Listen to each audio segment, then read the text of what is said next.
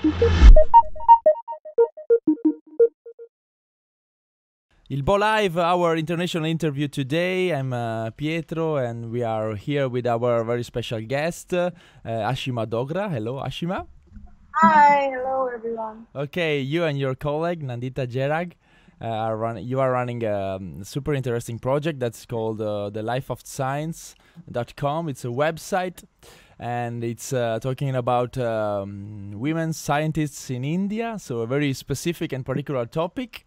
How come up this idea, Ashima?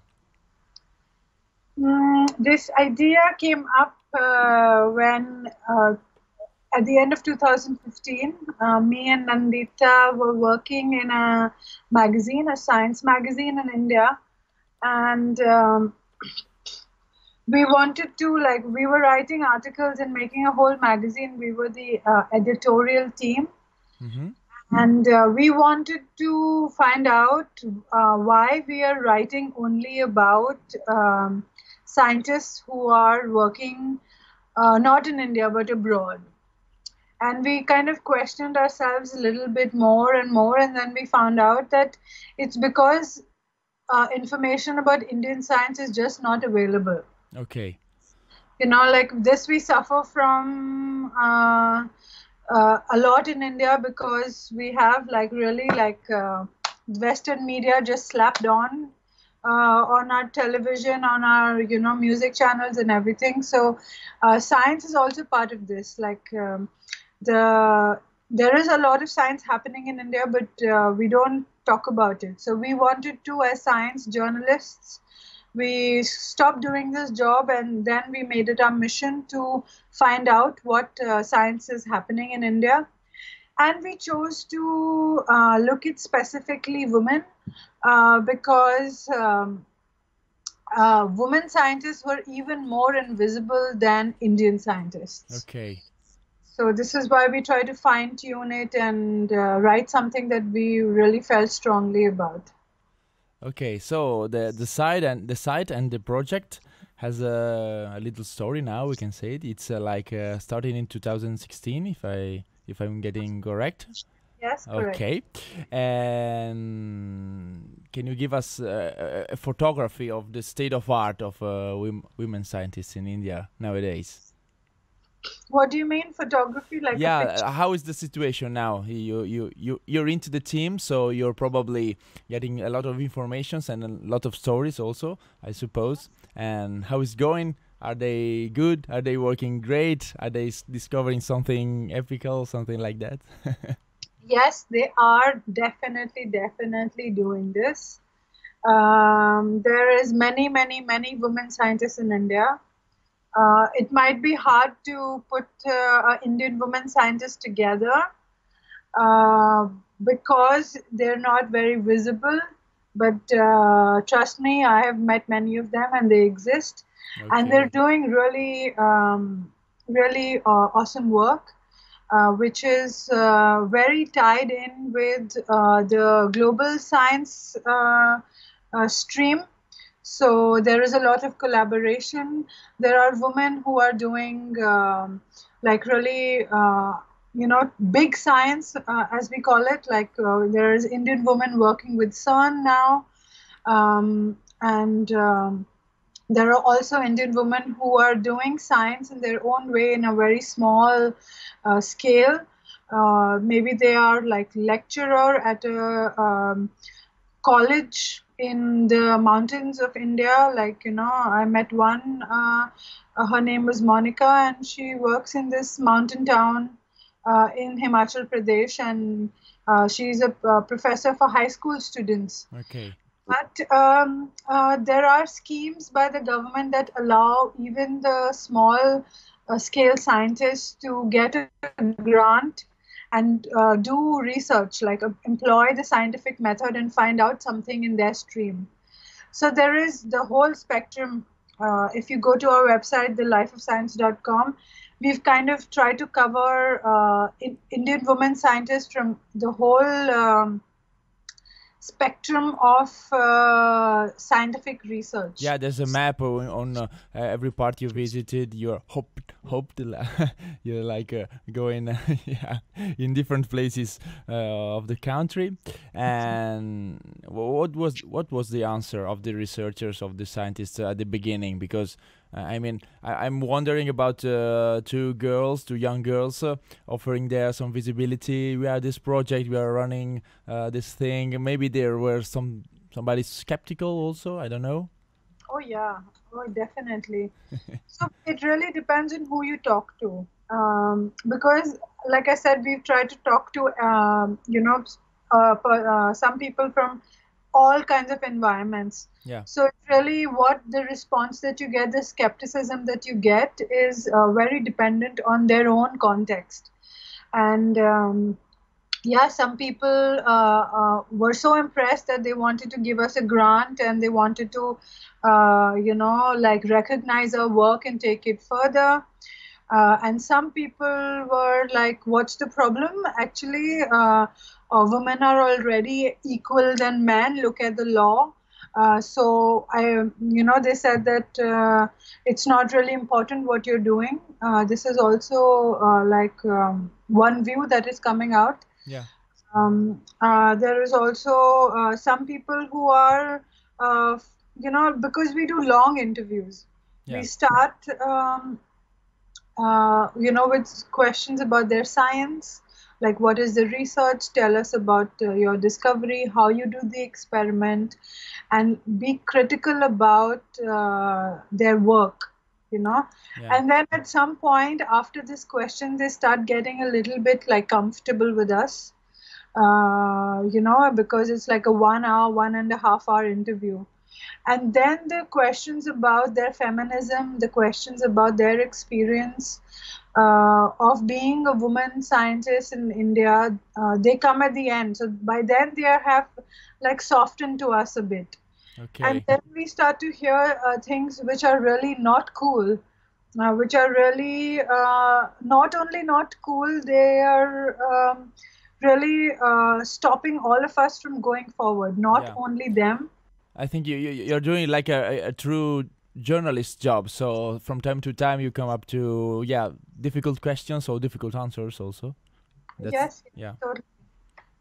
There is also sometimes when they share their experience of harassed sexually by the dominant male figure in their institution and in the academia, but often this is like off the record. They don't want to share it. Yeah. Yeah. Of Uh, course. Also, so yeah. there is all sorts of situations that we have encountered. Yeah, I think it's one of the interesting part of the job of your project, also to find out something you maybe not expected to find, and also maybe your way to do the job is changed because you made up some experience. You see what questions you should not do or you should do in a different way. Maybe it's something like that. I think. So, what was the most difficult thing you came up with, you ran against with? Uh, um, I have to say this one is more personal. Like it was, the difficulty was more personal for me because when I started this project 2016, and I started to lab hop. Like we said, we call it lab hopping, Yeah. going from one lab to another. And my own ideas of what feminism is, what women's role in society is, what is the oppression that is going on, how is science working. I had like really naive ideas about this. Okay. And after like talking to these women, for example, I'll tell you like one of the I think it was the first interview that I did. This was in Kalimpong, which is a hilly town on the border to Nepal. China is not far away Okay. uh, on this side, and it was a Indian agricultural center. And the regional center for agriculture, and there are scientists there who are trying to find out why the oranges, mandarins, the citrus fruits, Yeah. why the quality is decreasing. So there is a viral infection in this area on the orange trees. So they try to find out this. And in this lab, there were only 3 scientists. One was the head scientist who was male, really nice guy. He opened the doors for us. Okay. Second was the person that I interviewed. Her name is Natasha, and she is featured on our website. But also with her, I wrote the article with the third person who was there. She's not exactly a scientist. It depends on how you define a scientist. But Yeah. her name is Husnara, and Husnara is like a project assistant to Natasha. Okay. And Husnara's situation is that she has to bring her son to work every day, because she has no other option. She cannot leave her son at home. This is not where she comes from. This is a new place for her. Her parents are not around. And when I saw this, I was like, oh God, you have to bring your kid to work, and how are you going to work? And I had this kind of thinking. But after I talked to them, I realized that this is important. Like for her to be able to bring her child to work and make him feel comfortable and spend some time with him is important for her to do science and for the scientific research of this institute to go forward. Yeah. So this is the kind of thing that I had to personally deal with, and this was the difficult part, I Yeah. feel. I think maybe I don't know if I'm getting right, but maybe you start to with an intention to do a like a more scientific thing or scientific report or a normal interview, and then it's getting, I won't say emotional, but maybe a little bit. Not emotional, but we are engaging with like the nuances of what the issues that women are facing. I run this project, but I won't say that the issues that we are all the issues that we are talking about are exclusive to women in science. They're kind of mixing with the issues that women in general face in India. Okay. Women in the boardroom, women in the military, all this, they're intermingling.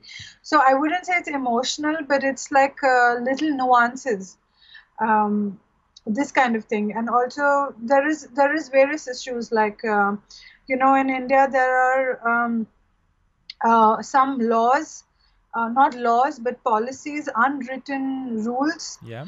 that prevent a wife to get a job at the same lab that her husband is working in. Okay.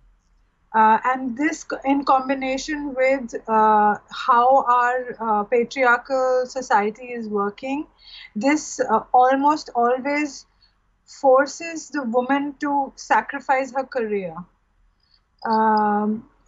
So this is also something very challenging to look at, because the people who wrote these rules, they say that it is important to have this rule, because when families together in one lab, they, it might not work well. There is competitive conflicts and this kind of issues, which we also have to address. So what I'm trying to say is that there are these like little nuances that we're discovering, and talking about them is very important, I think. Yeah, also to know them and to stress maybe about them, because they are particular and maybe helpful to also giving an answer or to describe the situation. I think it's important for that. Ashima, your work is also about, it's very different on the media you're working on, because you're doing podcasts, video interviews, writing articles, also comics, and so you are very like open mind in the media you're using. What's the next media you are going to use? Um, there is a book coming up. I guess this counts as a media. Me and Nandita are writing a book, 2 books actually. So we want to. It's already been 2 years now, and we feel like we have enough material and enough discussion points to kind of make a good book out of this. So we're going to do one for children, which we already finished draft one of this book, and an artist is working on it to make like nice engaging for children to read this book. Yeah. And the second one is a more like journalistic reportage about the reality of Indian women in science, including the sexual harassment, including the tenure track struggles, including maternity leave, including patriarchal systems, and all the awkward questions that women have to face on the field and everything. So books, okay, and I think you're one of the interesting thing of the project is that you are able to have make the different message for different medias. So it's getting interesting also for the kids. And I saw the tiger comic. It was very very very great and funny. And Ashima, you and Anita are still curious, or after 2 years and a half, something is like going more a working thing and less a curious thing? I don't understand. Yeah, Can if you? you are still curious, you want to discover new stories, or are you Yes. getting like more the working thing? It's more you know that when you work in a when your passion becomes a work, sometimes it gets like more, oh, I have to do that. And Yeah. It happened a little bit, but I think we also found a trick, and it's really important that we are both working together. Because when I get like, is this is so same, then Nandita brings a view which I have not thought about. And then when she's feeling really tired of, do uh, continuing with the same topic, I am able to bring something which is, interesting and bringing more variety to the work. So we have talked about like stopping this and opening up, but I don't think we're going to, because whenever we have this discussion, we always go back to it is important to stay on this, because the work we started to do is not finished. There are still women in India who are dropping out of science, even if there are like almost 50% women in the undergraduate level studying science. At the top level, there is only 9%. And if you look at the list of awards, the science awards that the Indian government is giving or Indian companies are giving, there is like maybe like one woman in 20 names. So the work is not done. We just really have to find different ways to do this work. And like you said, different media like podcast and audio and comics is one way to do this. I think we are grateful to you to the job to continue, because it's super interesting and very, yeah. You are the only ones to do this kind of thing, so keep going. And Ashima, one last question for you, and thank you very much for this time, for your time for the interview. Do you see yourself like an example for other journalists or other scientists, maybe? Do you feel the importance of your work, or you not have the chance to think about that, or I don't know. Mm, this is a difficult question because I'm not usually so much confident about telling people what to do. This kind of thing, I like to look at things more like academically, if you can say that. Um, but I think there is a space for slow journalism. There is definitely, we are all realizing with the way things are going in, mainstream media, with like these pictures always thrown on us, and then we have to go and understand these pictures. Yeah. And sometimes it's not making sense. And in this way, slow journalism is something that personally I have found is a better way to try to change something, because what we're essentially doing is we can just write only one article about this situation, I can go and talk to 5 top women scientists and write an article about this and publish it on the Wire, or on Indian Express or something. Yeah. But what we're doing is taking it slowly, like looking at one issue at a time, one person at a time. And then after maybe like 2 months, we do one mega trend piece, which we have written for Environmental Political Weekly. We have written for Indian Express. We have written about the awards on the Wire. So I think after collecting like slow journalism, slow reports, then we are arriving at something which is more meaningful than just doing one report on one topic. So in this way, I feel like we are representing, we're part of the slow journalism movement, and I'm very happy that we are, because it suits us, and it's also a sign of things that are coming. Okay. I was thinking about this. I'm thinking that I do agree with you. So thanks again for this also these suggestions that I think they can work not only in India, but in this sense I asked you if you are seeing yourself as an example, because I think there is a thing that can work on different fields, on different areas. So thanks again, Ashima, for the project, thelifeofscience.com. Hope to have some news to talk about with you soon, and we're getting to have we're going to have some focusing on this thing maybe. Thanks again, and have a good day. Thank you for this conversation. It was really nice, and we're always open for exchange. If there's no real exchange, it's meaningless. So I'm looking forward to what we can do with the university and with your magazine. And we all deal with content, so we can have a nice exchange and continue the discussion. Okay, great. Ciao. Ciao.